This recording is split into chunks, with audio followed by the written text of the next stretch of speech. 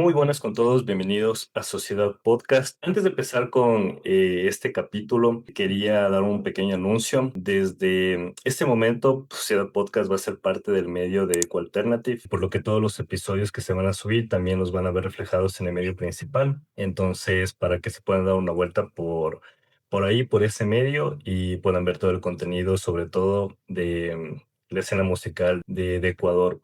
Y dicho esto, a continuación, una de las personas que se encargó de fundar lo que hoy conocemos como una escena musical y una persona que se ha encargado de diseñar su vida a través de las cosas que le gustan, lo cual admiro full porque siempre son personas que se salen con la suya. Él se llama Santiago Sánchez, más conocido como Santi PDF en todas las redes. Santi, ¿cómo vas? ¿Qué dice mi brother? ¿Cómo vas? Muchas gracias por esa introducción tan pro. La verdad, vos dices que fundé una escena, no creo que haya sido así, creo que es mucho el trabajo de muchas personas. Yo fui parte de muchos procesos que muchas personas atravesamos en la ciudad.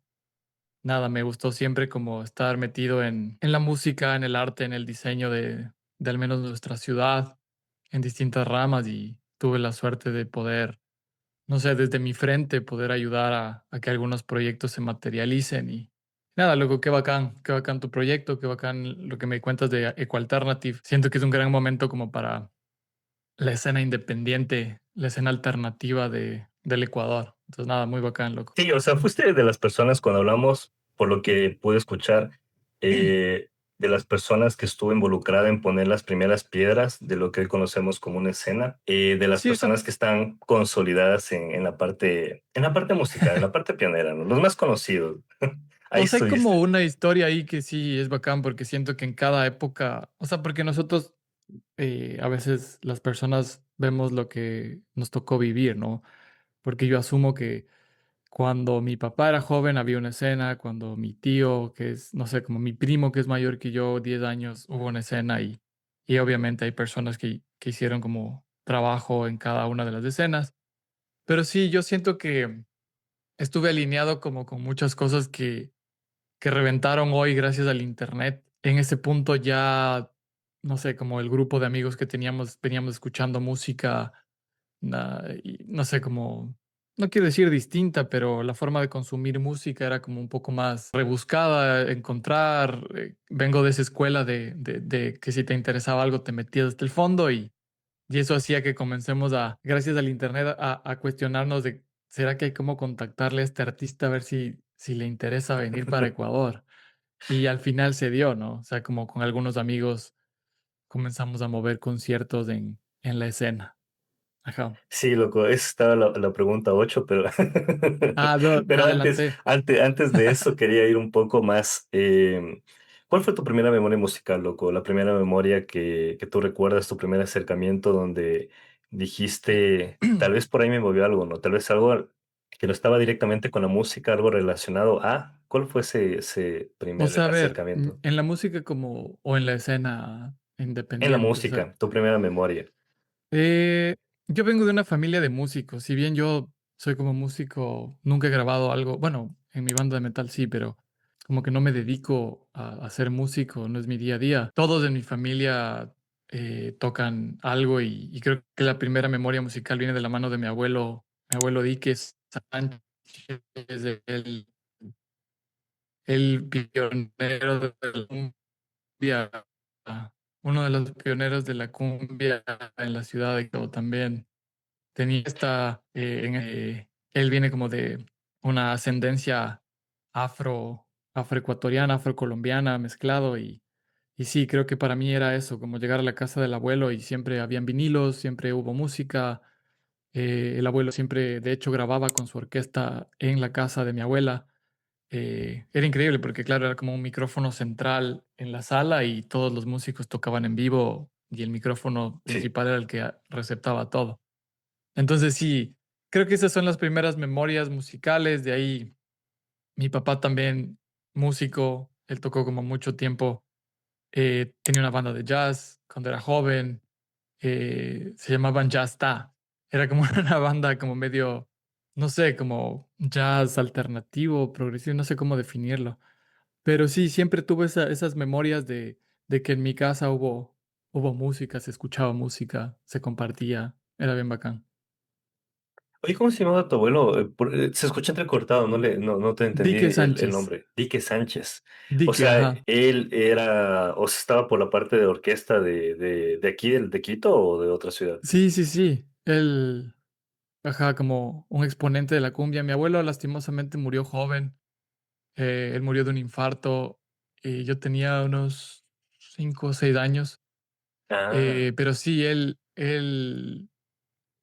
sí, o sea, ¿qué te digo? Tenemos vinilos de él, tiene ah, sí tiene como música grabada. colaboraciones, claro, tenemos como él muy relacionado a la escena de Don Medardo como muy amigo Claro. de él, o sea, como el fundador. Creo que ahora la banda de Don Medardo es como, me parece que ya son nietos, bisnietos, y está bien, pero claro, él era como amigo de Don Medardo, amigo de como esos pioneros de la cumbia. Como te digo, lastimosamente mi abuelo murió joven, pero dejó algunos discos, unos acetatos ahí del putas que de hecho hay como hay un canal de YouTube, me parece, y una página de Instagram como de Biblioteca de Música Nacional que nos sorprendió el otro día que subió un vinilo de mi abuelo ahí tocando, o sea, como en vivo, poniéndose unas cumbias de mi abuelo. Y tú en esos días tenías como ciertas andanzas con los instrumentos de la casa y cosas así, Yo con creo que no instrumentos. realmente, o sea, escuchaba más que nada, pero yo creo que la primera vez que para mí fue como el deseo de querer tocar algo, porque yo toco la guitarra, es vino ya como en mi, no sé, como cuando era adolescente, como con la mano, de la mano del punk rock y del new metal que escuchaba, que decía, quiero sacarme este riff, quiero, no sé, o sea, escuché de todo, ¿no? Entonces vino como en ese punto. Mi papá siempre tuvo guitarra en la casa porque él tocaba, pero vino ese momento de que en mis 16 tal vez, 15 vino la primera vez que le dije a mi papá como que enséñame a poner acordes o algo, quiero. Y claro, al comienzo es difícil porque te duelen los dedos y entonces era como un poco intermitente mi aprendizaje. Oye, y esos años de empezar a tocar la guitarra en la adolescencia, ¿cómo fueron? ¿Cómo llegaron a ti? ¿Por bandas que escuchaste? ¿Por algo que te marcó? Sí, o sea, a ver, yo soy como full, escucho absolutamente todo, creo que full gente, hay el chiste, ¿no? El meme de escucha todo y luego le pones un black metal y se asusta. Pero yo sí creo que voy como por ese rango. Me encanta la música, me encanta el sonido, me relacioné con todo tipo de bandas. Entonces, de niñez, no sé qué te digo, comencé a escuchar Spice Girls, así como siendo chamo, o el pop que daban en la radio. Hasta que de repente, mi papá también tenía como discos de Jamiroquai, porque mi primo que tiene 10 años más que yo comenzaba a escuchar eso, él le pasaba a mi papá que siempre consumía música, además de los Beatles, Led Zeppelin, que a mi papá le encantaba.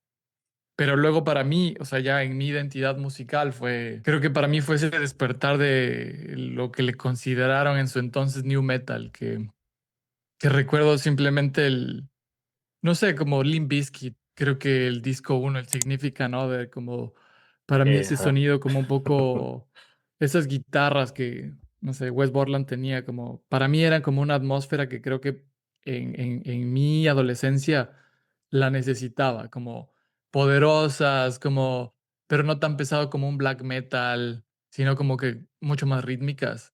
Entonces Sí. eso me gustaba como un montón. Y claro, entonces Limp Bizkit como que abrió para mí no sé, como esa necesidad de seguir buscando música. Luego escuchaba The Offspring, todo lo que estaba en Linkin Park en esa parte. Me volví un metalero, new metalero en ese entonces. Ajá, De ajá. hardcore. Es que sí, lo que pasa es que eso hablaba con el Pablo el otro día en el podcast, le decía, para mí hubo un tiempo al inicio de chamos donde todos querían ser como Fred Durst, loco, porque el man estaba en la cima con el Significant Other, bro, fue el segundo disco que escuché, y, y el disco, tenerlo en físico, el librito, todas las gráficas que tenía ese rapero en la Claro, la portada, experiencia es brutal, ajá. increíble, loco. Este disco Claro, me yo tenía cambió. como una bandera del Significant Other colgada en mi cuarto. Claro, la comprábamos con mi hermano, compartíamos cuarto en el Valle de los Chillos, era un cuarto enorme. Entonces, teníamos como una bandera que compramos, creo que en Tower Records que había en ese entonces, y teníamos como Ajá, sí, igual. colgado así en nuestro cuarto una bandera. Pero sí, o sea, como dices, toda la estética, la idea como medio del graffiti. Yo venía como, yo estudiaba en el Valle de los Chillos, y es como el Valle de los Chillos siempre fue como bien rapero. Entonces siempre hubo como cultura de graffiti en el valle, siempre hubo hip hop. Entonces era como ese hip hop, pero también como pesado, o sea, como con rock, con metal. Entonces para mí era como increíble. Y claro, tú quieres pertenecer a eso, entonces te sientes como ahí, no sé, como ya en una tribu, así como pantalones anchos, como suele decir, zapato ancho, pantalón bombacho. Yo Entonces, siento que Fred Durst fue el que todos los raperos en ese entonces quisieron copiar esa vestimenta, loco, porque es que el pero man, era lo ajá, nuevo. es verdad, Ajá, loco.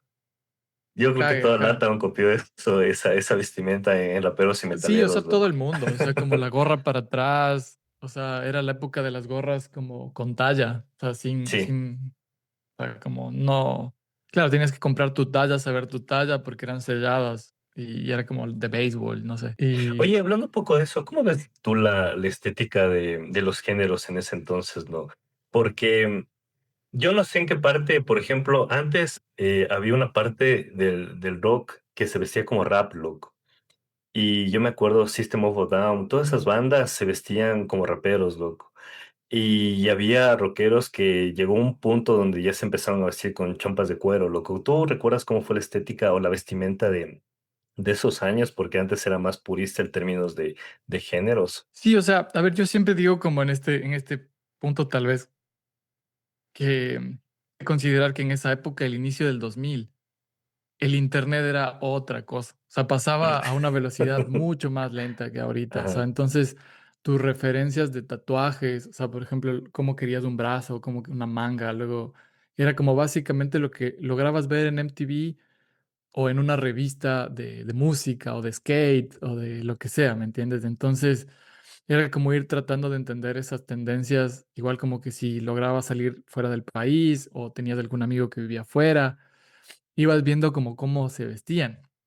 Y básicamente es tratar de replicar, porque Ecuador, si bien estaba como, no sé, como seguramente con alguna marca internacional en algún centro comercial, recuerdo que era como carísimo comprar ropa, entre comillas, original en Ecuador. Entonces, Sí. obviamente, tratas de, con lo que tienes, de hacer lo que puedes. Entonces, nada, comienzas a, no sé, si ves que esta persona en un video tiene colgado una cadena de moto, porque ahí esa era la onda de tener la billetera atada a una cadena, vas a buscar la solución como que tengas, ¿no? Como pongámonos, busquemos nuestra solución a eso. O sea, seguramente podemos conseguir algo acá que sea similar, pantalones anchos, zapatos de skate. En la pista, creo que todo el mundo dice eso ahora en los podcasts de Ecuador, que está bien, pero hace, hay que hacerle como un shout out a la pista. Pero es que en la pista, yo ni siquiera era de Quito, pero íbamos a la pista de skate de la Carolina a ver la gente, ¿cachas? O sea, como a cacharle a la gente que estaba ahí, porque era del putas. O sea, era como, ahí veías la gente como con onda, con escenas alternativas, tribus urbanas, no sé, como gente con onda le veías ahí. Y ahí decías como, a ver, voy a, voy a verme un pantalón parecido al que vi que esta persona tiene. Y ahí, no sé, pues se integran los mundos. Es que sabes que la parte de la vestimenta, no sé si antes, bueno, antes sí resaltaba mucho más porque veías a alguien vestido de tal forma y lo identificabas, loco. Decías, este man escucha Linkin Park, loco. Este man escucha, como que ya identificabas qué personas eran de tu onda, loco. O sea, de las cosas que te gustaban a ti. Y siento que Ajá, ahora es menos identificable, loco. O sea, ya no se puede identificar como que le ves a alguien y ya entre conversa y dices, ah, o sea, sí te gusta Yellow Card. A mí también, pero no lo identificas, loco, porque ya no hay, ya se perdió eso de vestirse como antes, loco. O sea, ni bien ni mal, simplemente que identificabas, loco. Y eso es algo sí, o que, sea, yo, no yo sí sé. digo como que la moda es como, o sea, yo sí digo como la moda es una cosa y el estilo es otra cosa, Ajá. totalmente distinta, ¿no? Entonces es como, sí, de ley tienen como puntos en los que van de la mano, pero es como, ay, yo siempre cito esta huevada, pero es como que hay un video de un rapero que me encanta que se llama Dano y en una parte, él es como full coleccionista de polo vintage y cosas así. Pero hay una frase como que dice una persona en el video que dice como people dress codes are uniforms of expression. Entonces es como que cuando tú generas estos códigos de vestimenta con tus amigos, con tu grupo, son como esos elementos en donde llegas a tener como una conexión bacán. O sea, ni siquiera como porque sea de marca o no, pero es como porque yo me acuerdo haber ido a conciertos de la escena hardcore sin conocer a mucha gente, pero con una camiseta de una banda que era cagada, imposible de encontrar en Ecuador y difícil de escucharle. Ujú. Pero tú ibas con esa camiseta, no sé, te digo, recuerdo, no sé, Between the Buried and Me, así, y veías que alguien tenía algo, una camiseta de la misma banda, no la misma, pero decías como, esta persona, así no sea mi amigo, ya Tiene que sé ser que esta amigo. persona tiene mis sentimientos, así. Entonces sí, Ajá, sí, es como, sí, siento que hay como unos códigos no verbales en la ropa, así como que son bacanes, que sí, exacto. tal vez dices ahora se han perdido, pero yo creo que siguen ahí. Simplemente Ajá, nosotros ya no estamos tal vez tan presentes en las escenas nuevas. O sea, yo al menos ya no estoy, pero veo que sí, veo que hay chicos que su identidad se refleja full en cómo se visten. Y yo podría ser el sí. viejo pedorro que ahora dice como, eso en mis tiempos se hacía mejor o del putas, pero no, o sea, simplemente está del putas también lo que haces. Yo no me pondría eso, pero puta, dale. Sí, más en conciertos donde te encuentras, pero antes como que entre la calle, entre los parques, entre los lugares de skate, como que fue lugares como que ya identificabas, pero sentía que eso antes marcaba más, loco. Y ahora es como que un poco más, menos notable, pero todavía hay, es verdad. Y eso ayuda al formato físico, loco. Oye, un poco quería también topar contigo el formato físico, ahorita que topabas como Ujú. creciendo entre discos, creciendo entre banderas de bandas, creciendo entre cosas de skate. ¿Cómo ves la parte de formato físico en la actualidad? Hay evidentemente un aumento de consumo en discos, en vinilos, en camisetas, en merch de bandas, más común que las bandas vendan merch. ¿Cómo estás viendo ahorita el crecimiento de esa parte en la música? O sea, yo sí creo como, a ver, que todo es como, si volvemos a ciertos ciclos, se repiten como las eras, las edades y se vuelve a rescatar. Como que a veces el ser humano como que ya no quiere inventar nada, o sea, todo lo que quieres inventar viene del pasado, entonces como que reinterpretas un montón. Y sí siento que después de estar viviendo como una época tan digital como la que hemos vivido, es natural volver a un formato más palpable. Pero ahí viene el giro de tuerca, que es como que no vuelves exactamente a lo que era el disco anterior, sino que para mí el formato físico ahora en bandas y cosas así es parte de la merch, es como parte de lo que te puedes llevar a casa de ese artista. Entonces no es, ni siquiera ya es para escucharle, ¿me cachas?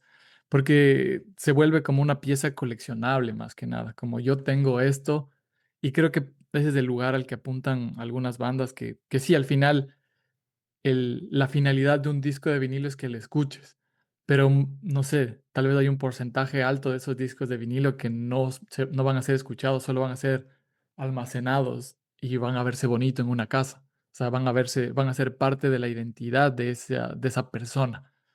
Entonces me parece bacán porque sí o sí te fuerza no sé, a ciertos artistas siento que más independientes a trabajar en su obra, a rever su obra. O sea, como decir, ¿cómo hago que esto sea como más vendible o más consumible? Y de ahí viene de la mano esto de tal vez hagámosle algo más interesante y veamos que sea más llamativo, que sea bonito, no sé.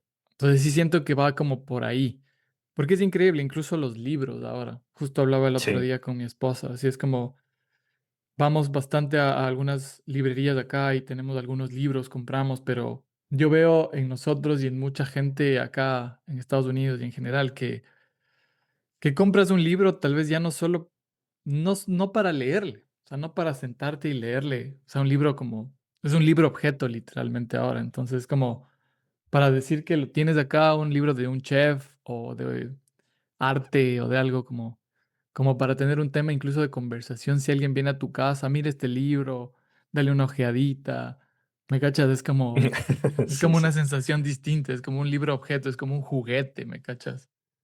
Entonces sí, sí creo que está bien bacán porque, no sé, como que puede forzar a las personas, a las bandas a trabajar en ese formato de una forma interesante.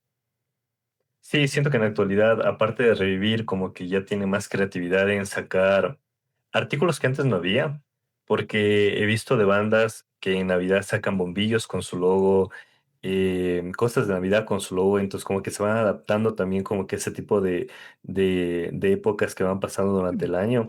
Y se me hace increíble que saquen ese tipo de cosas, loco.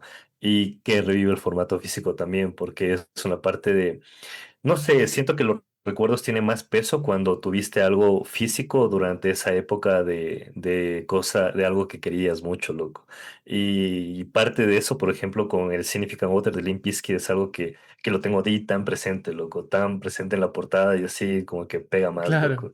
Es que igual Simón. incluso tiene que ver full como cómo se consumen hoy las cosas. O sea, por ejemplo, una foto antes era como un recuerdo invaluable porque lo imprimías y no siempre lo tenías disponible. O sea, como lo imprimías y era como salió y lo guardabas, lo atesorabas, le ponías tal vez en una caja y te sentabas, no sé, unos años después o meses después y decías, ah, mira esta foto que tomamos. Pero claro, vino el formato digital y el formato digital a formato teléfono, que ahora lo tenemos siempre aquí, que debes tener miles de fotos en tu teléfono que están ahí, pero no es para que las, o sea, nunca las vas a ver, o tal vez las ves, Sí.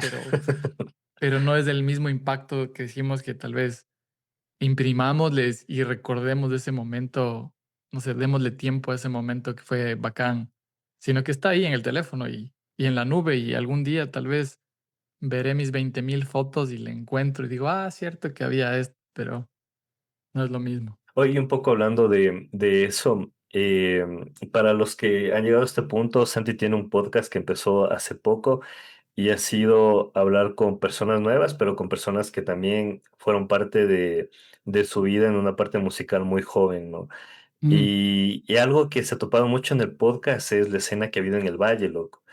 Tengo familia en el Valle que cuando yo pregunto sobre algo musical, como que es muy, es poco visible, loco, pero yo ujú. siento que siempre estuvo ahí. ¿Por qué? Porque de ahí nacieron, bueno, más bien vinieron en los proyectos que ahora siento que han marcado toda una escena.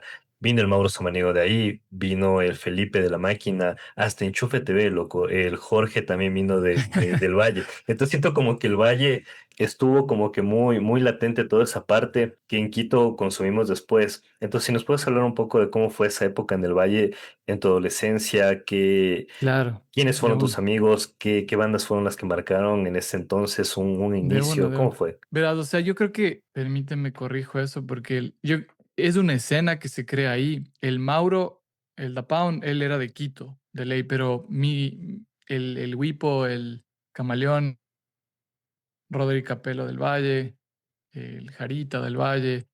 Puta, te puedes nombrar miles de personas que han estado integrados luego a la escena de Quito, digamos. Ajá, El valle sí también, se siente, el Valle de los Chillos sí se siente como algo distinto porque es un valle enorme, ¿me cachas? claro. Entonces, eh, a mí me encantó crecer en el valle, estuve ahí toda mi vida y es esta cuestión de que para mí el valle fue como la definición de esto, como de amistad, de música, de pertenecer a algo, porque de repente, no sé, te digo, yo no teníamos ni, es como un pueblito, no teníamos ni un centro comercial, ni un lugar en donde verse, o sea, había como una plaza, pero todo pasaba a través de, como de ese, no sé cómo ponerlo, como de ese underground, ¿me cachas? Que había, que si estabas dispuesto a verlo, habían miles de cosas pasando, por eso tal vez como que no todos lo tenían como tan presente, porque era estar en la casa adecuada de la persona que te invitó o de la persona que dijo que había fiesta en su casa y caíste a esa fiesta y de repente te diste cuenta que habían conciertos clandestinos, no, o sea, conciertos en una casa. Y, y esa era como la sensación del valle, ¿me entiendes? Como que no es que había muchos lugares, venues donde tocar, bares donde tocar. Luego, poco a poco comenzó a haber, pero era esa sensación como de, si tienes como estos amigos, tarde o temprano te van a invitar tal vez a una fiesta o te enteraste de que había una fiesta de hip hop, de metal, de ska, de reggae, que había un montón en el valle, y vas a terminar conociéndole a la gente. Entonces, para mí fue como un montón esa sensación de crecer entre amigos de ley, igual como que el valle siempre fue un poco conflictivo porque tuvo su lado de tener como varias pandillas de, no sé, como todos pertenecían a una pandilla de hip hop, pero era como que, claro, era una pandilla no como ahora, como los lobos, los choneros, ¿no? Sino era como una pandilla de De panas. adolescentes como medio malcriados, así como que le daban duro a la marihuana y eran como medio inadaptados.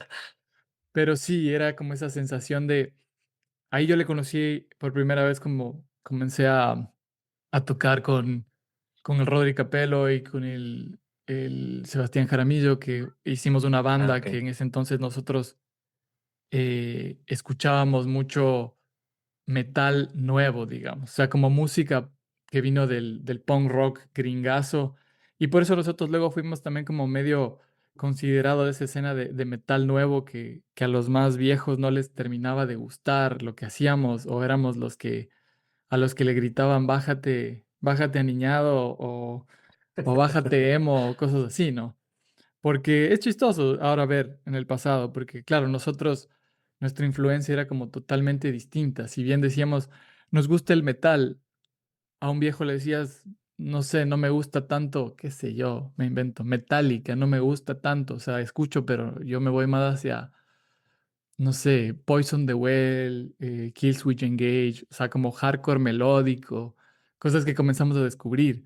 Y ahí fue esa escena que te digo, o sea eventualmente nosotros decíamos como música pesada pero con melodía y ahí le conocimos al Felipe, al Wipo, La Máquina, Caniguara también estaba allá, como Liceo del Valle, o sea, como la gente de esos círculos y nada, luego fue como tener bandas y expandir como el circuito de tour a Quito, o sea que era, vamos todos los del Valle a verle a era chistoso porque en ese entonces, te creo que me desvío y hablo full, pero bueno, No, en no, ese dale. entonces había como una banda que para mí es como, estas son palabras fuertes, pero para mí es la banda que definió el sonido del hardcore melódico. O sea, para mí son los pioneros de lo que fue luego toda esa escena. Se llamaban Ikaira. Y ellos sí son súper del valle.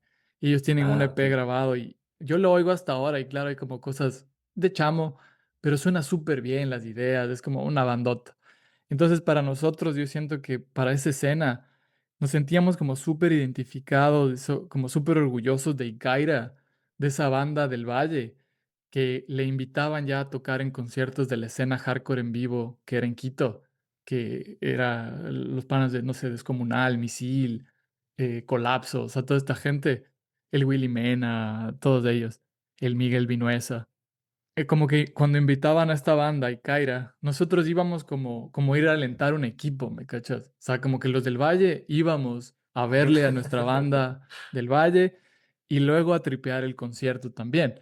Pero era bacán porque era un sentimiento como de pertenencia de esta banda de hardcore melódico que nos encantaba y éramos como los hooligans de esa banda, no, no, o sea, como nos poníamos mucho la camiseta de la banda. Y era bacán, era bacán. Ahorita estuviste cuando el Mauro y el Felipe crearon Totem, esa banda inicial Claro, de música. o sea, no es que ¿Recuerdas? estuve ahí, pero claro, era Claro, pero como estuviste esta cerca. sensación de que, claro, yo le conocí a ver, el Wipo ya era nuestro pana por el Valle, Valle de los Chillos, y él tocaba como con el Pedro Ortiz también la batería, y ellos no sé cómo, o sea, esa es su historia, supongo, se conocieron como con gente de Quito, o sea, no sé si es que esta es la cronología, pero así fue para mí. Y como te digo, nosotros teníamos bandas que queríamos tocar en distintos lugares, pero éramos muy chamos, como tal vez para armar un concierto en un venue y que haya cerveza y que haya joda. Eh, entonces alguien ponía la casa. Y los papás en el valle eran frescos, entonces muchos panas tenían casas como con patios grandes, que Ajá. básicamente era, mi hijo va a tocar con sus panas de aquí, van a hacer una fiestita como con concierto. Y así pasó, y así como recuerdo clarísimo que en una fiesta de un pana que se llama José Razo, él tenía una banda que se llamaba, él era Ikaira en esta banda que te digo, pero luego tuvo otra banda que se llamaba Estereofobia, que ahí tocaba la Gina Rueda, que era la hermana de la Diana Rueda de Kiruba. Eh, Ah, ok. entonces era como una banda alternativa del putas. Me acuerdo que tocaron algunas bandas y ahí el Wipo creo que dijo, quiero tocar con Totem, que ya venía tocando, era una banda que se gestó en Quito desde, o sea, como estaban, se juntaron a tocar, tenían intereses en común. Y para mí fue esa la primera vez que yo les conocí como de verdad. Y para mí era como un cague porque tocaban full Incubus, así como tocaron de hecho un cover de Warning. Sí, Y era como del putas ver que una banda sonaba tan bien, o sea, sí. como en ese género, nada. Y eso también es algo que yo hablé en el podcast con el Mauro Samaniego, Ajá. que repito, y era como esa sensación de que no importaba si es que hacías música pesada o música no tan pesada, todos éramos parte de esa escena alternativa independiente que estaba gestándose ahí. Entonces yo toqué con mi banda también, que era hardcore melódico, y a ellos también les pareció muy del putas. Y al final de esto simplemente todos conectábamos porque oíamos bandas muy similares, nos interesaban los conciertos de la misma forma, era, no sé, se hizo como una comunidad bien bacán. Sí, sabes que yo creo que no digo que fue la primera, pero sí pienso que fue la más conocida de la escena indie, Totem, porque tenía los elementos de los que ahora son la escena. O sea, tienen proyectos diferentes, pero empezaron iniciando con un mismo proyecto que se me hizo bastante interesante y fueron bueno, de los primeros que le sacaron una entrevista en televisión. Entonces fue bacán en ese entonces verles desde colegio como y en entrevistas en televisión que todo el mundo les conozca y decir, ah, ok, estos manes son una banda indie. Y se me hizo bacán que bueno, del Valle vengan a Quito y como que en Quito ya se estableció toda esta escena, ¿no? ¿Cómo fue también cierto el tema de tu banda? ¿Qué banda tenías? ¿Cómo se movió tu banda en ese entonces? ¿Dónde tocaron? ¿Con quiénes tocaron? O sea, nosotros, yo tuve como algunas bandas, digamos así, y como te digo, para mí que era bien hardcoreero, bien pesado, me encantaba ver cómo les veía las bandas de Quito como las grandes ligas, digamos, o sea, como, no sé, como había Muscaria, había, bueno, de Hip Hop 38 que no juega, todas las emblemáticas de esa época. Luego para mí fue Misil, Descomunal, Colapso, o sea, hubieron como un montón de esas bandas que me encantaban, pero... eh, había una banda que era de estas nuevas que se llamaba Entre Cenizas, que yo les veía que era una bandota, eh, pero también había una banda como más post-hardcore que se llamaba Veda.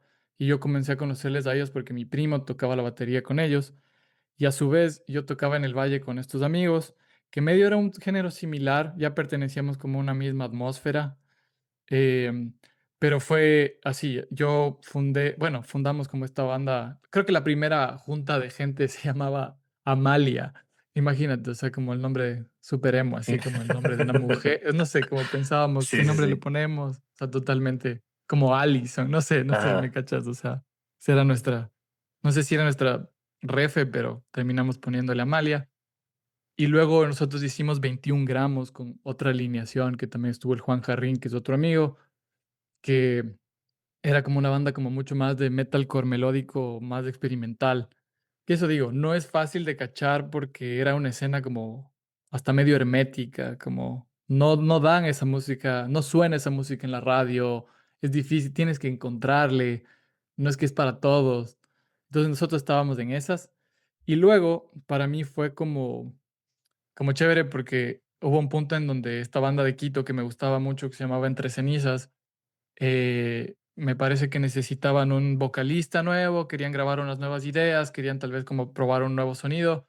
Y ahí me dijeron o sea, yo ya me conocía con ellos, éramos amigos y comencé a tocar con ellos. Y creo que con ellos fue la época como más, sólida de tocar un montón, porque tocamos en la Fiesta de la Música, tocamos con bandas gigantes que vinieron de Estados Unidos, los I Dying, tocamos con Agos Burns Red, Bless the Fall, tocamos con Combat Kid, tocamos con Terror, tocamos con, puta, con un montón de bandas que vinieron en ese entonces que la escena hardcore gestionaba para que vengan. Entonces éramos parte de carteles así como gigantes, o sea que en otros países en serio era como un concierto de miles de personas, pero obviamente en Ecuador el nicho era pequeño, entonces, entonces eran conciertos como de una escena pequeña. Entonces nada, eso fue como un poco las bandas en las que estuve, en esta onda. El Aguijón era indiscutible, que ahí era todo. El Aguijón y la Bunga eran esos lugares en donde siempre hubo concierto y era bacán. ¿Dónde estaban ubicados? El Aguijón estaba en la Calama, o sea, de lo que yo me acuerdo, ahí en la zona. Creo que lo último que vi era un lugar que se llamaba Selfie, y ahí creo que Sí, sí, sí, sí. ahí era el O Aguijón. sea, sí iba al selfie, pero no sabía que ahí era un lugar de conciertos, loco.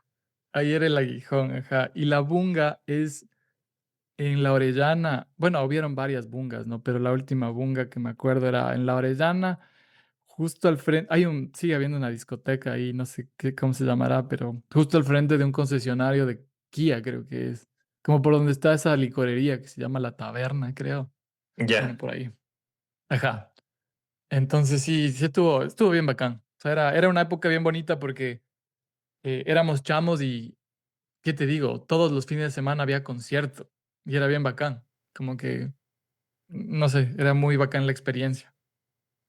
Oye, y un poco entrando al tema de conciertos, em, justamente eso te quería preguntar, ¿cómo crees que fue el impacto de esos días de que haya muchos conciertos, ¿no? Porque si bien es cierto, ahorita hay una baja, por decirlo así, de venues, ya cerraron algunos de los que Ujú. frecuentemente en la escena actual tocamos, organizamos conciertos, etcétera.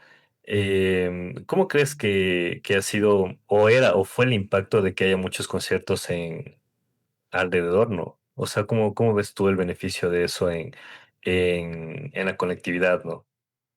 O sea, es a lo bestia, o sea, conectar con gente que tienen como intereses mutuos, no solo te nutre ese momento, sino como que te nutre a futuro, así como una conexión para un proyecto que quieras llevar a cabo, conoces gente como con intereses similares. Eh, no sé, creo que la creatividad es así. O sea, como cuando te juntas con gente que estás en el mismo canal, comienzas solo, tu mente no para de disparar ideas y eso es como lo que más nutre a una escena, me parece. O sea, me parece increíble. Siento que hoy en día tal vez como que baja un poco por la inseguridad, por las redes sociales. O sea, no redes sociales, no quiero ponerme así, pero el formato digital hace que tal vez no te esfuerces tanto en salir, sino que puedes consumirlo aquí. Entonces, claro, es como el reflejo de una sociedad eh, digital también un poco lo que la carencia de ciertos medios físicos. Pero pese a eso, y yo te digo esto desde mi experiencia, eh, yo creo que siempre hay cosas pasando. O sea, siempre, siempre, Ujú. siempre. O sea, el arte se manifiesta, la cultura se manifiesta, tal vez no en las condiciones que quisiéramos que se manifieste, como que haya muchos venues bonitos para que todos tengamos las mejores condiciones. Pero eso es lo que a mí me gusta un montón, ponte de las escenas underground, que la escena underground viene con actitud por sobre todo. O sea, por sobre sonido, por sobre Sí, cómo quiero que me vean, viene con actitud. Y la actitud siempre es como medio irreverente, como de romper algo. Entonces eso me encanta como siempre del underground. Por eso siempre estoy en el underground viendo más que me gusta cuando una banda del underground sale y la rompe. ya explota. Pero es como, ese siento que es para mí como esta respuesta. O sea, como que yo creo que si tú quieres buscar si está pasando algo, siempre está pasando algo en cualquier ciudad a la que vayas. Tal vez no como quieres que pase, pero depende de uno, ¿no? Porque yo fui en diciembre a Ecuador y claro, de repente estuve como en un evento rarísimo, pero había un evento que era como, sí, o sea, interesante, la gente se lee hoy, se junta hoy en día como para para lanzamientos de libros independientes, para lanzamiento de fanzines independientes, para lanzamiento de, no sé, no solo música, ¿me entiendes? Sino como un montón de cosas que van de la mano. Y eso me parece bacán, porque uno elige o no elige ir. Entonces, como que si quieres que haya eventos en el Teatro Sucre, de ley hay eventos en el Teatro Sucre todos los fines de semana. Solo tú eliges a qué consumes y qué no, ¿me cachas? Entonces, ese es el punto. Creo que está en uno buscar qué consumir. Lo de Londres que dijiste es verdad, loco. Algo que rescato mucho de Longshot de dentro de su trayectoria, una de las frases que siempre marca es el punk es el peor trabajo, pero la mejor escuela, loco. Y es donde aprendes a hacer a mano todo, loco. Desde eventos, desde armar tus camisetas, desde armar fechas, conectar con bandas. La plena que en Londres pasa todo, loco. Sí, Todo, total. bueno o malo, pasa todo, loco, es Yo a verdad. veces siento que nosotros tenemos como, o sea, no quiero poner palabras en la boca de nadie, o sea, más que en la mía, pero es esta cuestión de que yo creo que en Ecuador a veces eh, queremos todo muy rápido, o sea, queremos, o sea, es como que se siente como que la energía está un poco atrasada a la del mundo, entonces quieres estar inmediatamente ahí, pero tampoco quieres estar ahí haciendo lo que la persona que está ahí hizo, sino quieres simplemente que te den un, es como, hay una frase de un rapero que dice como, quieres recibir el cinturón de campeón sin recibir las patadas, ¿me cachas? O sea, es como, entonces como, no sé,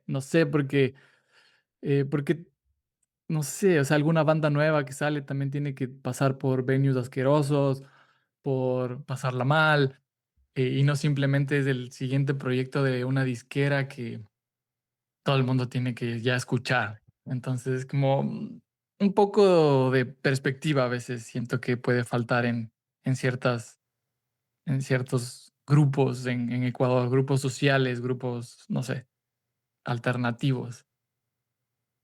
Oye, un poco tocando el tema de conciertos, la primera vez que nos conocimos y pude como cachar un poco lo que hacías fue cuando traje ese Ocean.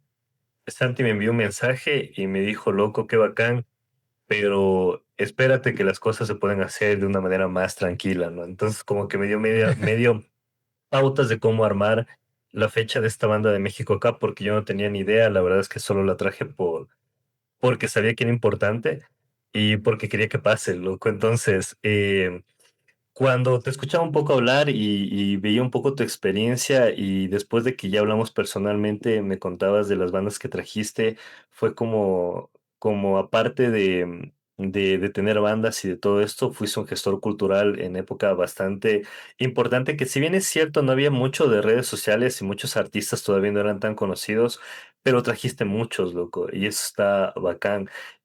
Cuéntanos un poco el tema de qué artistas trajiste, tal vez los más importantes que tú consideras, qué tan importante fue para la escena y cómo lo ves después de tantos tiempos que tal vez ahorita un artista que en su tiempo tenía 1,000 seguidores, ahora ya sobrepasa 1,000,000, ¿no?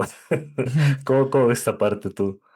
Bacán, o sea, yo creo que para mí fue como, creo que la experiencia que siempre y que más hablo es como con C. Tangana, que fue lo que pasó ahí en, en Quito, no recuerdo el año, creo que fue 2016, no recuerdo.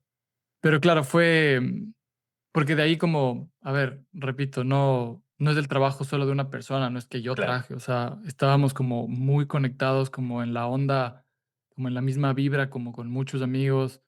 eh, José Aro, el Jarita, o sea, el Leo Rivadeneira, todos estábamos como viendo como cierto potencial en la música que estábamos escuchando y la cercanía que de repente las redes sociales nos dieron para poder hablar con un manager directamente, ¿me cachas? Y decir como, ah, cague, veamos, ¿por qué no preguntar cuánto valdría este show? Entonces, para mí, creo que es bacán, me gustaba el modelo que funcionaba, porque yo entraba como con mi marca, con Nahual, como con mi marca de ropa, que yo trataba de ponerle a mi marca y siempre en donde estaba mi marca yo metía diseño, o sea, como que hacer el afiche, hacer como, no sé, todos los visuales que se necesite, y mi marca estaba ahí, yo hacía ropa y le regalaba a los artistas. Entonces es bacán como tener esa sensación y gestionábamos de distintos frentes, ¿no? Entonces, yo los que puedo decir que me gusta haber sido parte fue porque me encantan los artistas, es como Zetangana y Dano, que fue increíble. O sea, para mí, como dos referentes de la cultura de un lugar como España, fue súper bacán como poder haber dado el chance a, aunque no fue mucha gente, como te decía, aunque al final los entretelones de un concierto así en una ciudad en donde realmente nadie cacha al artista son duros. Es como que al final la experiencia fue bacán porque sí me siento feliz de haber podido darle eso a la gente que fue en ese momento. O sea, a la gente que pudo estar conectada en esa fase de la escena, me gusta haber sido parte de eso. Y fue muy bacán porque también antes de esto yo tengo un amigo con el que vivía que él hace beats, es beatmaker, grafitero, y él siempre estuvo en la escena del hip hop, ¿no? El Rick, el Stone. Él, con sus conexiones en hip hop, en otras escenas, recuerdo que un par de meses antes de que venga Tangana, de que vaya Tangana a Quito, alguien nos dijo, oye, hay un rapero que va a ir a Cuenca a tocar, pero va a estar un par de días en Quito sin hacer mucho. No sé si ustedes le pueden recibir y le dan una vuelta y luego le llevan al avión. Dice el man es frescazo, él llega con dos amigos y nosotros decimos como cuál, o sea, de una, pero de una, capaz le hemos escuchado. Y justo era Rels B, o sea, como Rels B, nosotros ya le habíamos escuchado un año antes con el disco que sacó como con el EP y estábamos totalmente traumados con ese tipo y de repente solo fuimos a verle al aeropuerto. El man jangueó con nosotros, estuvimos como todo un día con él, con el Ichi, con el Buco, que son como sus productores. Nos enteramos que uno de ellos, el Ichi, creo que su familia es de Esmeraldas, pero vive en España. Entonces fue como una conexión muy bacán y luego les fuimos a ver en Cuenca también. Entonces nos movimos a Cuenca al show que no sé quién fue, pero alguien organizó el show en Cuenca. Y nos movimos y fue del putas, o sea, fue como esta pequeña bola de nieve que comenzó a generar otras cosas, porque después de esto dijimos, oye, podemos llamar, no sé, a escribirle a alguien en España a ver qué otros artistas nos puede ofrecer. Y ahí comenzó esto, que vino Tangana, Nati Peluso, Cráneo y Láser, vino Bejo, vino Dano, vino, puta, no sé, algunos. Ajá, de esa escena. Oye, y en este recorrido que diste un poco, porque yo como que empecé a cachar todo este tipo de ambiente entre un artista y entiendo que involucra varias cosas que económicamente a veces no salen loco, pero tal vez si hay alguien en Ecuador o en cualquier otro lado que quisiera traer un artista, ¿tú qué le recomendarías? ¿Cuáles serían las cosas a tomar en cuenta para traer un artista? Ujú. Y, y cuáles serían los red flag entonces en los que dices mejor no. Mejor no. Porque yo tuve Puta. muchos, pero yo le di loco, pero Ajá, es que yo ajá, creo que es bien claro el modelo de cómo funciona un artista en Ecuador. Solo date cuenta cuántas veces al año toca Andrés Cepeda en Ecuador. O sea, o ese tipo de... O sea, tienes sí, que repetir a un artista por una década, ¿me entiendes? O sea, tiene hasta que sea rentable para la gente. Entonces, creo que tienes que lastimosamente estar dispuesto a perderlo todo. O sea, perder lo que vas a invertir sin duda. O sea, pensar que en el primer concierto vas a ser rentable es absurdo. O sea, sí. creo que en el mejor de los casos, si es que te alineas con, no sé, con el Cosmos, que no hubo nada ese fin de semana y todos, o sea, y le pegaste en el clavo con todos los artistas que trajiste y toda la gente de Quito del país se concentró ese día en ti. Bacán, pero no lo tomes como que va a ser siempre así, porque Quito es, o sea, el Ecuador es como bien volátil. Entonces sí creo que la forma de pensar en esa industria a nivel alternativo, lo que sea, es como teniendo claro que tienes que repetirle a un artista varias veces cada ciertos años. O sea, lo que te digo de Devendra Banhart, que va a través de Ecuador, es como que la primera vez era como, ah, qué loco viene. Ahora es como, ah, qué loco va, cuarta vez, pero ya debe ser rentable, o yo qué sé.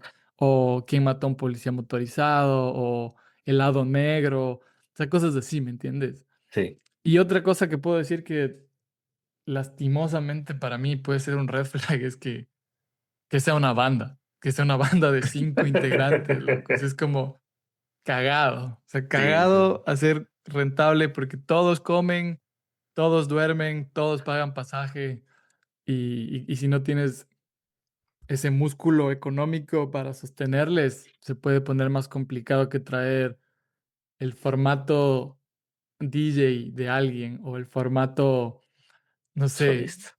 ajá, solista, como cuando hice Dano, por ejemplo. Dano fue increíble porque Dano está en todo, yo digo, el man es el OG de la escena hip hop, alternativa, R&B española, para mí como el mejor productor y rapero.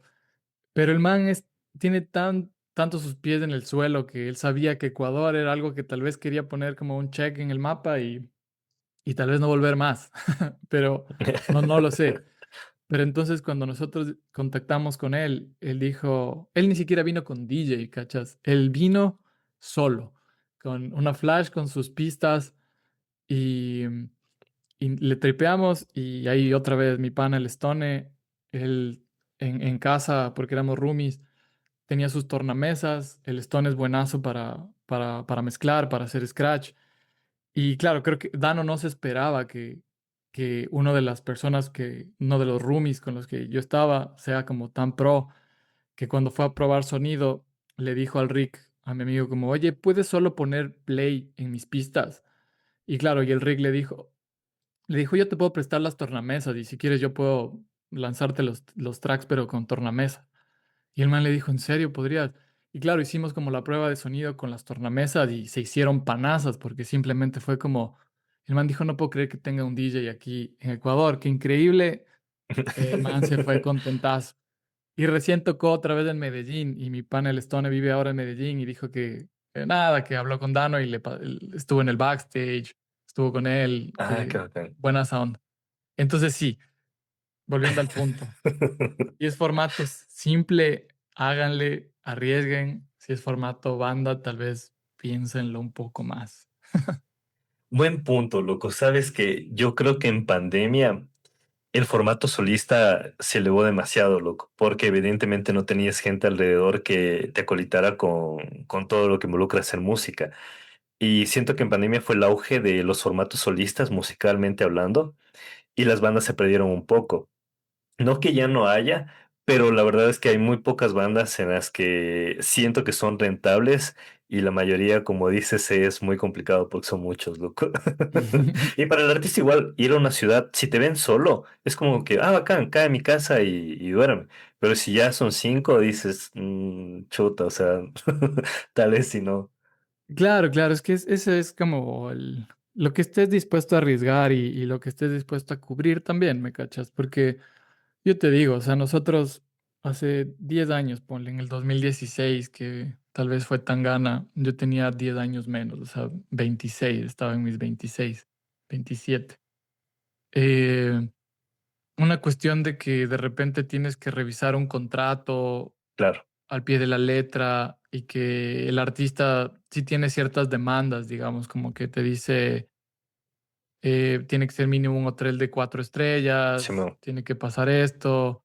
Claro, ya le pone como las reglas del juego un poco distintas, a decir como, no sé, te mando en clase económica, acá llegas a la casa de un pana que tiene un cuarto del puta, yo qué sé, ¿me cachas? Que eso pasa más como tal vez en el punk rock o una escena más alternativa, podría pasar, pero claro, o sea, como, eso te digo, para mí fue tan memorable, tan gana, porque fue como ese aprendizaje de todo eso de que duró tan poco, pero pasó y simplemente se fue y dije como, estamos tan a pérdida, o sea, estoy tan o sea, y básicamente estuvo del putazas, pero Claro, o sea, al final del día es como que te quedas tú con la sensación de haber hecho eso. Dices, estuvo bacán, quise aportarle esto a la gente. Lo que me queda a mí fue eso. O sea, creo que él tenía que, su booking o no sé, como su management, seguramente tenían que sellar como una gira latinoamericana antes de firmar el final acuerdo de Sony. Yo qué sé, algo así, tal vez son como requerimientos, me invento. Porque pasó con varios artistas, creo que Nati Peluso fue igual, como que vienen a la gira latinoamericana en unos países y luego de eso anuncian, o sea, nos pasó full, como 3 semanas después anuncian que firmaron como con disquera. Entonces dije como bacán, o sea, buena onda. Conocieron Ecuador de la forma en la que pudimos enseñarles. Hasta que alguien se arriesgue y les vuelva a traer, supongo, ya con otros estándares. Claro, como le son artistas un poco más grandes, también ya es un poco más seguro el tema de recuperar la inversión, loco, pero en la escena indie, Claro, complicado, ya loco. que le traiga top shows y que Ajá. y que digan que es la primera vez que viene a Ecuador, cuando no es. Sí, sí, sí. La verdad es que en la Bueno, escena no, indie sí no. es Shout out para para Top perder Shows, un poco. mentira. Todos hacen lo suyo. Ajá. Oye, y un poco yendo ya a la parte actual, loco, dejas un poco la música por dedicarte al diseño. Qué fue de tu vida después de dejarla un poco la parte musical? ¿Cómo fue esa transición? ¿Ya te mudaste de Ecuador? Cómo fue esa Sí, parte? o sea, yo comencé a estudiar diseño en el 2009. Entonces, claro, me metí como, para mí siempre fue como más visual. Siempre, nunca dejé de tocar la guitarra, tal vez como en casa, como para practicarle un poco, pero no me dediqué a la música. En el diseño es algo que me gusta un montón, si bien es como una relación de amor-odio a veces para mí, porque he estado ya como 15 años en esto, siento que es igual mi elemento. Em, Nada, me gustó mucho siempre hacer como, el otro día encontré como muchos afiches de esa época de Totem, de una cosa que se llamaba el portón verde, que también creo que el portón verde es esencial para la escena indie. Ahí fue donde realmente se gestó como todas las bandas, Paula Navarrete, Tripulación de Osos, Da Pound, La Máquina Camaleón, todos fueron, todo pasó ahí, ya cuando fue en Tumbaco. Eh, yo hacía algunos afiches para ellos, entonces vi esos recuerdos y es bacán. O sea, Sí. me da un poco de cringe a veces ver como mis diseños de esos años, pero digo, ya nada, pues estaba tratando de aportar también algo desde mi frente. Eso es bacán. Tuve una marca de ropa por unos cuantos años, unos 10 años, y claro, suena un montón, pero claro, es como de a una colección por año, de a dos colecciones por año, y tampoco colecciones como no sé, como un drop de 30 prendas, ¿no? O sea, de 30 distintas. Era como, siempre traté de meterle onda, así como de, no sé, creo que vine bastante influenciado como por la merch de bandas, como decir, quiero hacer mis propias camisetas al inicio. Y luego decir, quiero experimentar con telas, pero no soy como diseñador de modas. Entonces simplemente, nada, replícame este patrón a una señora costurera, como ayúdame a replicar este patrón que yo quiero imprimir, aquí un diseño que hice. Y luego nada, darme cuenta que sí puedes también como tomar decisiones en elementos, en materiales, en acabados. Y me gustó siempre eso. Mi marca se llama Nahual. Ahora estoy queriendo volver a Sí. abrirla porque cuando me vine acá a Los Ángeles decidí como cerrarla por un momento, pero solo es como es como la típica crisis que te cortas del pelo. ¿Qué más hago Ajá. para cerrar un ciclo? Yo dije, voy a cerrar mi marca, pero ahora digo, no, no, de gana no pensé con cabeza fría. Entonces sí, eso, el diseño siempre ha estado ahí, siento que la parte visual es igual de indispensable para un artista que la parte sonora. Entonces, nada, ahí apoyando desde este frente.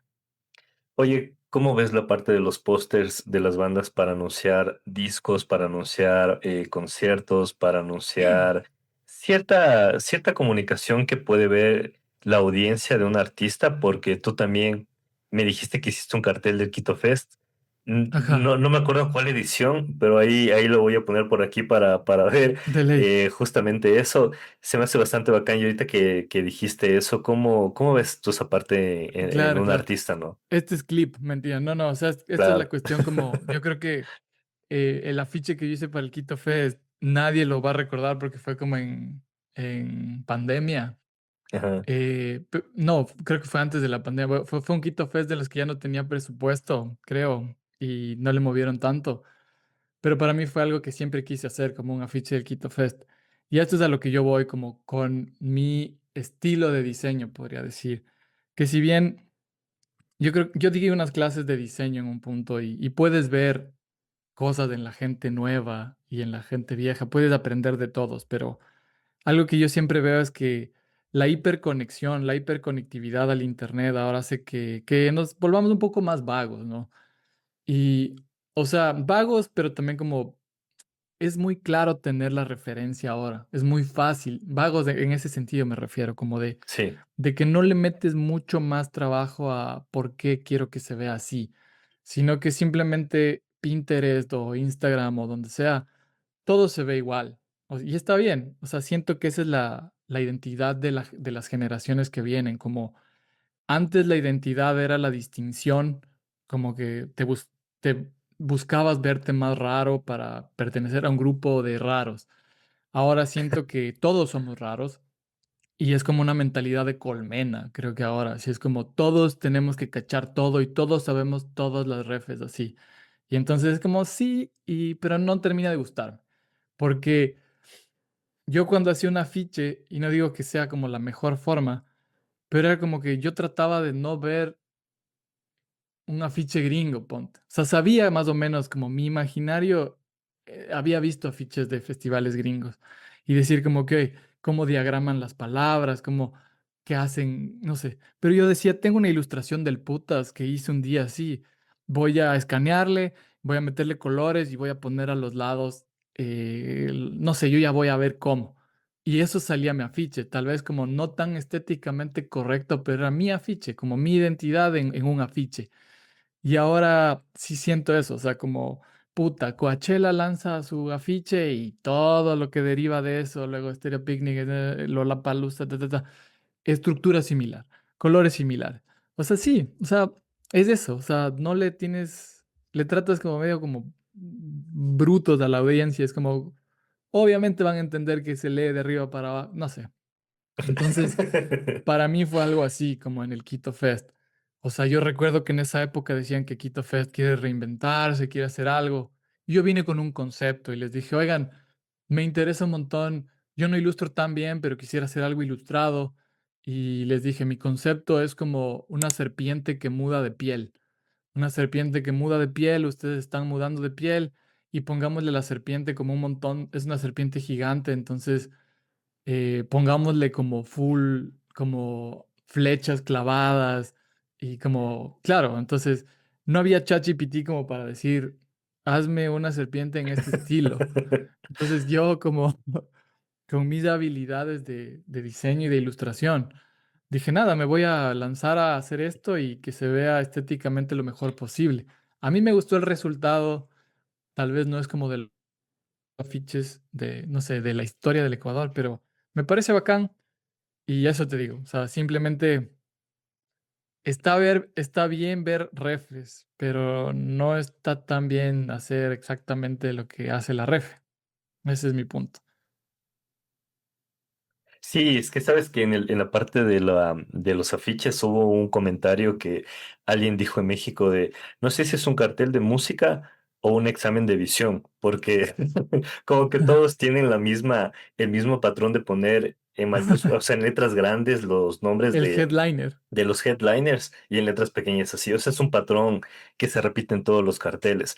Pero también como que carteles de under, como que de la parte indie, hacen unos carteles bestiales, loco, brutales, y son evidentemente trabajos de diseñadores, de ilustradores, que dices, oye, qué cartel tan bacán, a ver qué bandas hay. Y como que muchas veces es un enganche visual y a veces vas por eso o te gusta una banda por ese gráfico que Claro, sacó. Es es como del que le puta de veo eso. Ajá, es como un acercamiento desde otro lado al evento, a todo. Y eso puedo decir que pasa como, y no por solo citarle al Quito Fest, pero es como, yo soy un tipo que defiende a capa y espada la merch de las bandas. O sea, sí, porque la también yo, merch es, o sea, y es algo que creo que vi que tú conversaste con alguien en algún punto de tu podcast, con el Pablo. eh, pero es una cuestión como de, lastimosamente la gente que está ni en el mainstream, sino como que en el tope de la escena indie, ahí se les ve como ciertas cosas que se chamean, como que no tienen idea lo importante que es la merch para una banda indie, así como es tu bandera, así.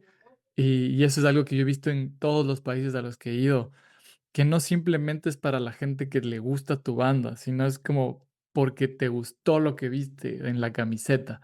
Por eso me cuesta un poco a veces ponerme, decirle a alguien, no sé, déjame ver la merch de tu banda de Ecuador y es como más su rostro ahí y es como que no, no sé si me gusta esto, tal vez pudiste hacer algo como con cualquier otra cosa, unos conejitos o una espada o algo, algo que represente algo más, como para que alguien no solo de tu audiencia diga, ah, me voy a poner esa camiseta con la cara de esta persona, sino decir como Claro, chuta, la estética de esa banda es increíble porque hizo esto. Y eso viene para mí de la escena under, sí, hardcore, punk, punk. que dices, puta, estoy vestido con esto que me parece muy bacán, que tal vez una persona sabe de qué banda es, pero a otras 10 personas les pareció bonita la camiseta porque tiene unas flores o tiene, yo qué sé. Entonces ahí volvemos a ese punto de pensar como en el afiche aplicado a distintas cosas. O sea, apliquémosle en camisetas, apliquémosle en pin. Y no solo hacer lo básico, así como una camiseta del evento con...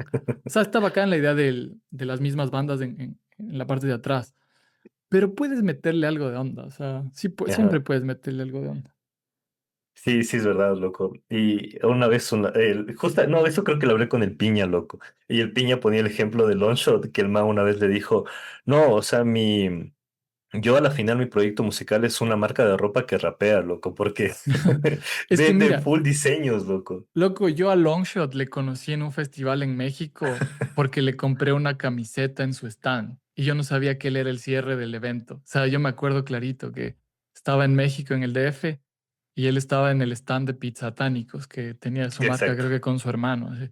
Y Sí, yo me con el compré D. una camiseta que me pareció increíble. Y Exacto. luego él me dijo, ¿de dónde eres?